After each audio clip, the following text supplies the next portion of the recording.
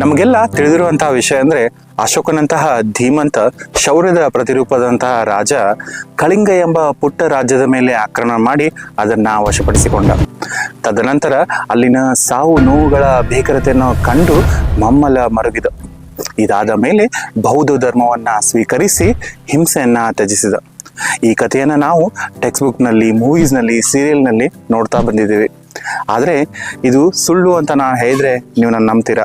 ಅಶೋಕನ ಒಂದು ಗೌಣ ಸ್ತಂಭ ಶಾಸನದಲ್ಲಿ ಆತ ಕಳಿಂಗ ಯುದ್ಧಕ್ಕಿಂತ 200 ವರ್ಷ ಮೊದಲೇ ಬೌದ್ಧ ಧರ್ಮವನ್ನ ಸ್ವೀಕರಿಸಿದನೆಂಬ ಉಲ್ಲೇಖವಿದೆ. ಕಳಿಂಗ ಯುದ್ಧ ಮುಗಿದ ಮೇಲೆಯೂ ಕೂಡ ಅಶೋಕ ಸಂಪೂರ್ಣವಾಗಿ ಹಿಂಸೆಯನ್ನ ತ್ಯಜಿಸಿರಲಿಲ್ಲ.